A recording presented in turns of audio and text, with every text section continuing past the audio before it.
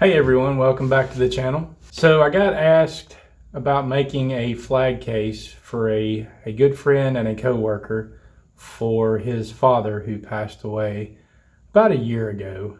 He was in the military, and it is his memorial flag that was on his coffin. I believe it's going to be a gift from him to his mother. So I'm actually very honored to do this. I wanted to film it as well. This is my first flag case. So we're going to give it a shot.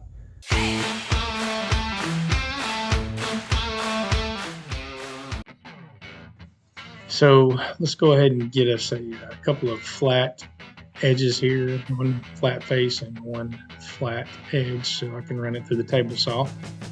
What I didn't mention in the intro about this board, and he doesn't know yet, is I'm actually going to just give this to him as a Christmas present, no charge.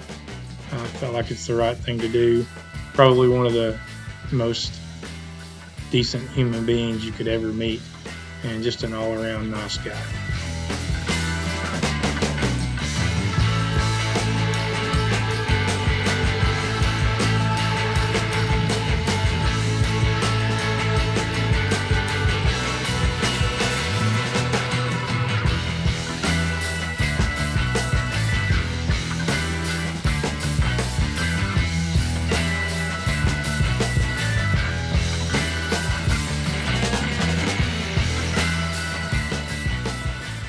So once we got that good straight edge, I'm going to go ahead and rip these down.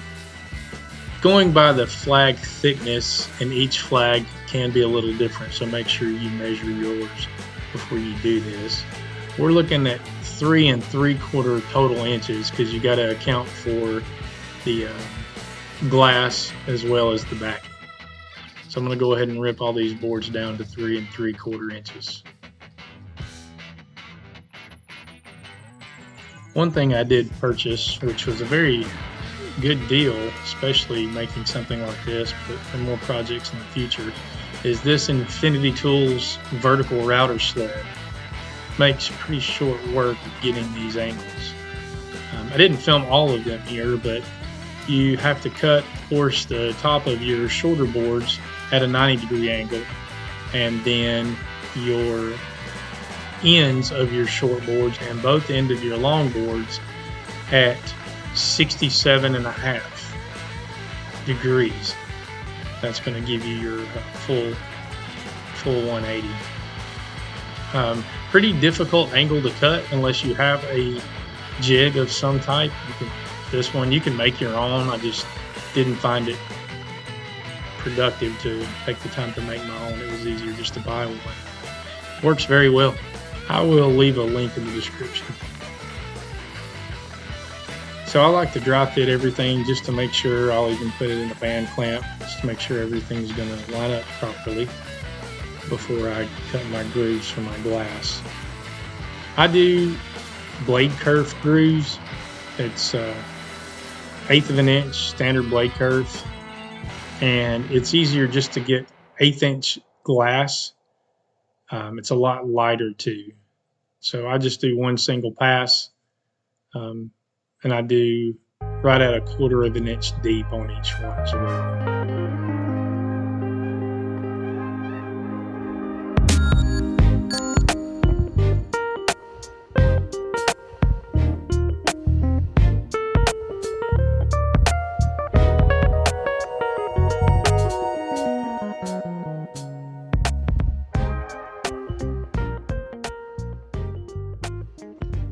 And it was at this point I realized, hey buddy, you screwed up. What I didn't do was account for the distance of the angle when I did my measuring and cutting. So essentially, I cut everything the distance of the angle too short. So I had to go back, and off camera I went back and redid everything up until this point. So I'd start over. You live and you learn.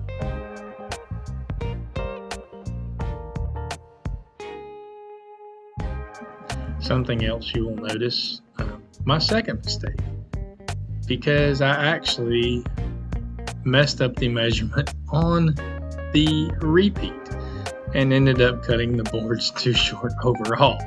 So lots of mistakes were made in this one, but hey, you live and you learn.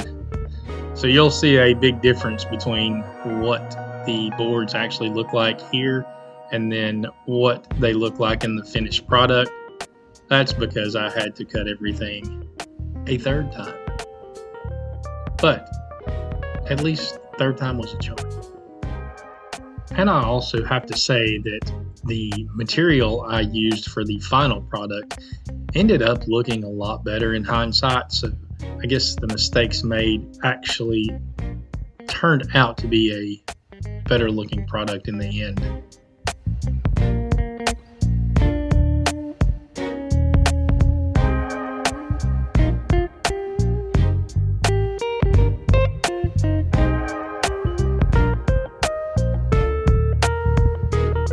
Here I could have put in a dado stack to get these rabbits on the end, but it was just a lot easier to do it this way since it was such a short distance.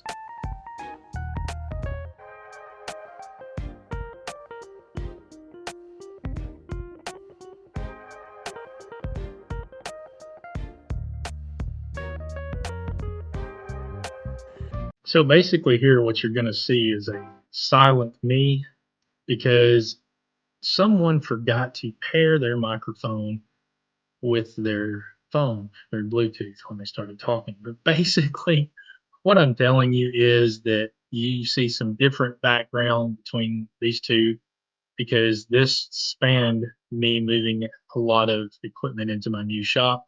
It's certainly not done yet, but this took about a month or so over the whole course of it. And I really needed to get it done before Christmas. So there's some things like this base that I made here that you're seeing. I did that off camera.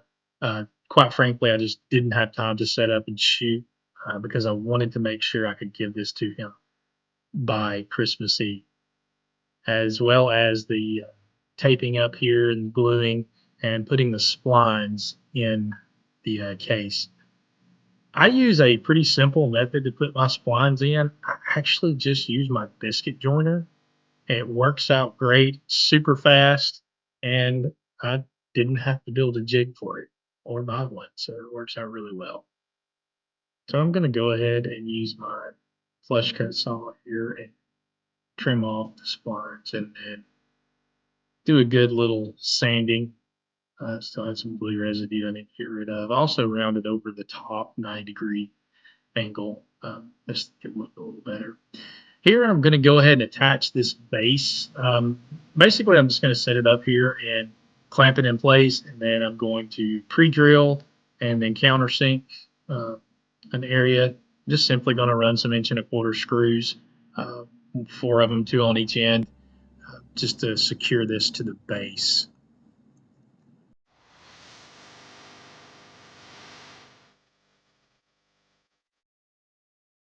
Here I have a little block of wood, basically, that I just super glued this brass engraving to. It was his father's name and rank in the military, as well as his birthday and the day he passed.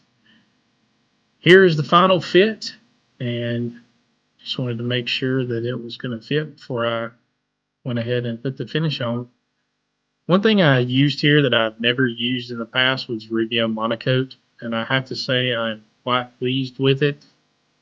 It turned out absolutely beautiful. I did, however, mix way more than I needed. So going forward, I know that a little of this goes a very long way. Now we're going to go ahead and get the flag in there, and you'll notice I didn't finish the inside of the box. I feel it would be necessary since you wouldn't see it. Go ahead and get the back panel put on. For the back, I'm just simply using 1/4-inch birch plywood. Made a nice contrast with the box, and looks good. I'm just going to throw some small brad nails in here and get it put up. If you've made it this far, I really appreciate it. Would love it if you would subscribe to the channel and hit the thumbs up button. and we will see you on the next build.